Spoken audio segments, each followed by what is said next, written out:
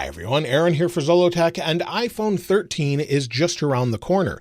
We expect Apple to announce it at the upcoming event on Tuesday, September 14th at 10 a.m. Pacific time or 1 p.m. Eastern time. You'll be able to watch it online. I've talked about this in other videos, and we'll see the iPhone 13, iPhone 13 mini, iPhone 13 Pro, and iPhone 13 Pro Max. So these are all things we're looking forward to and have been for quite some time, but it looks like we've already had the designs leaked of the iPhone 14. And a lot of people have been asking me about that, my opinion about it, and so I thought I'd make a video and talk about what was actually leaked and give you the information. Now, the first thing is a lot of people say, how could those designs be leaked? We don't even have an iPhone 13. And the reason for this typically has to do with the production line or the overall assembly and creation of all the processes in between to get that done and released to the public. So when Apple is working on a new phone, whether that be the iPhone 12 Pro Max that I'm holding here or another phone, years in advance, they'll design the phone, then they have to get all the tooling in place for the production line to create that phone, to manufacture it. So everything from the stainless steel to the way you're going to manufacture and then mill or shape the stainless steel, and then also the glass, the camera modules, and everything in between. That's a huge process and takes years. And so some of these leaks happen years ahead because we have that information from the supply chain. And so with that information, it looks like we have a design leak of the iPhone 14 from Jon Prosser. Now, Jon Prosser has an accuracy rating of about 73 to 75%. His designs have been pretty accurate, right down to the iMac with different colors and a few others in between. Now, that doesn't mean he can't be wrong and that this future design can't change, but according to Jon, the iPhone 14 will look very much like the iPhone 4 or 4S. Now, with the iPhone 13, we went back to sort of a stainless steel frame with glass front and back that was more squared off. We had a rounded design before, and Apple went from the original iPhone that was rounded in aluminum and plastic to an all-plastic iPhone 3 and 3GS. Then they came out with the revolutionary iPhone 4. And it's the favorite design of all time for me.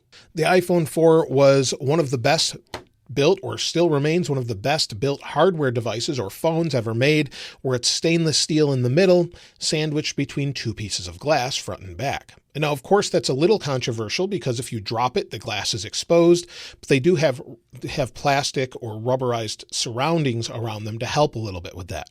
With advances in glass, such as ceramic shield, this should help even further if iPhone 14 does indeed look like an iPhone 4. Now, if you take a look at the renders of the iPhone 14 that Jon Prosser has released, you can see it very much resembles an iPhone 4 or 4S. It has the same sort of design, just brought up to the scale of an iPhone 13 Pro Max or a 12 Pro Max.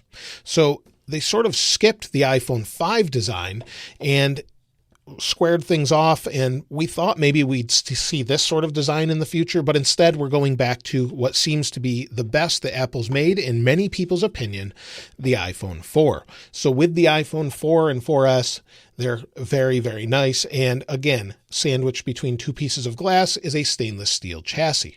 Now, this gives us some advantages. So the iPhone 14 is said to be a little bit thicker because of this overall design. Because you have this sandwich of glass and stainless steel, it opens up the interior space a little bit more to add things such as a larger battery. So according to Jon Prosser, there could be a larger battery, and there will no longer be a camera bump. So instead of having the camera bump where they have to make room for the lenses and the sensors behind them because you need a little bit of depth for that, so instead of that, you actually can sandwich that in between the frame and not have a bump altogether. So it could be a very clean design, as you can see in the different renders here. So that's something I think a lot of people would appreciate. Now, what those cameras will actually have, such as a periscope zoom, is hard to say, but we may see that in the future, as many people have been saying Apple's working on that.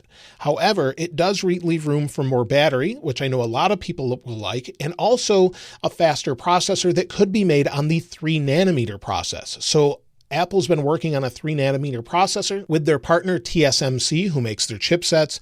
And if they get it down to 3nm, that gives us advantages in multiple ways. Not only power consumption advantages, where it would be more battery efficient or more power efficient, but also size as well as heat. All of those things go down generally when you shrink the overall size of the CPU die. So with that, you can dissipate that heat a little better and have even faster speeds and better battery efficiency and make room for a larger battery. All of those things combined could make for a much nicer experience. Now, the frame of the iPhone 14 is said to be titanium. We've heard this from different people such as JP Morgan, that Apple's working on a finish like that, and Apple has included titanium in things like the Apple Watch that I'm wearing here. It's a blackened titanium. It's sort of a matte black, and it's in the Apple Watch. They could be bringing it to the phone. In the past, they've had it on Mac as well. So they had a titanium Mac or PowerBook, and they had it there. So instead of stainless steel, we could get that in the Pro model where it would be titanium. This makes it also lighter so that you could add a bigger battery and not increase weight, maybe have the trade-off of the titanium being lighter than steel, but also stiffer or more rigid, and also give it extra strength, but allow for a larger battery that's a little bit heavier and would be okay. So now it's not making the phone too heavy. The 12 Pro Max is still a very heavy phone, so to sort of get rid of or make some compromises there makes sense. Now, the other thing it would have is different buttons. Instead of having these bars or sort of elongated ovals that we have for the volume up and down, we would go back to the rounded volume buttons of the iPhone 4 style. So basically, we would just get an oversized iPhone 4 that matches the size of the current phones. It's also said to have Lightning. So we would have Lightning retained on the phone, just like we had on the iPhone 5 and newer, replacing the 30-pin adapter, and it would be the newer design. So they would not be bringing USB-C, it looks like, and supposedly it will not be portless. Now, any of this could change, of course, in the future. Now, the other thing you'd probably really be happy with if you don't like the notch is it's said to not have a notch at all. Instead of having a notch, Apple has figured out a way to incorporate Face ID under the glass. This has been suspected and sort of confirmed from multiple sources along the supply chain or those in the know. Now, whether or not this makes it to production and is possible to bring to production in the scale that Apple actually makes is hard to say, but we could see the notch go away with iPhone 14 and instead have a hole punch style camera and basically look the same as we have now. So I would suspect an OLED display similar to what we have here with a Super Retina XDR display and also a hole punch display and no notch. That's what it looks like. However, there is no mention whether or not we would have Touch ID incorporated into some sort of power button or under the display, as I know many of you would actually prefer. So there's no news about that. But this early on, all of this could change. They could find a different design they think works a little bit better and incorporate that instead. Now, the one thing I'm really looking forward to is maybe a redesign of iOS altogether. So iOS 15 keeps the same sort of design. iOS 16 hopefully will have a redesign to fit that iPhone 14.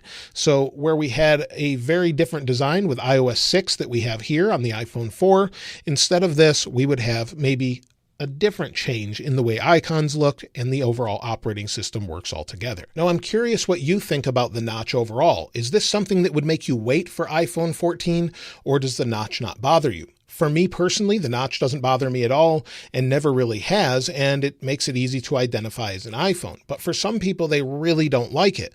And of course, that comes down to personal preference. But I'm curious what you have to say, because I asked on Twitter and many people said they don't mind it. Other people prefer the hole punch, and 34% said they were fine with whatever.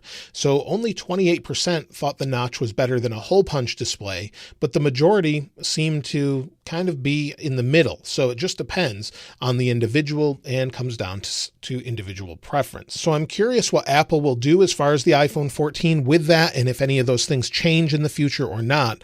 But as far as the upcoming iPhone, of course, I'm just waiting for the iPhone 13 at this point, and speculating this far out as far as what will absolutely be in the final version is just impossible to do. The designs seem to be fairly finalized, usually in the late part of the year. So in 2022, we definitely could see an iPhone 14 without a notch and with a titanium frame that looks similar to an iPhone 4. So I can't wait for that personally. If Apple does decide to go that route and make it a little bit thicker, I think most of us wouldn't mind if it was thicker and had a larger battery. So that would be great to see. Also getting rid of that camera bump altogether if they can get the cameras down to fit properly. But let me know what you think about that in the comments below. Do you think this is completely false? Do you think it's definitely true based on some track records, or do you like the design, or do you wish they'll do something else? And would this make you wait for an iPhone 14? I'd love to hear from you in the comments below. If you'd like to get your hands on this wallpaper, of course, I'll link it in the description like I normally do. And if you haven't subscribed already, please subscribe. And if you enjoyed the video, please give it a like. As always, thanks for watching. This is Aaron. I'll see you next time.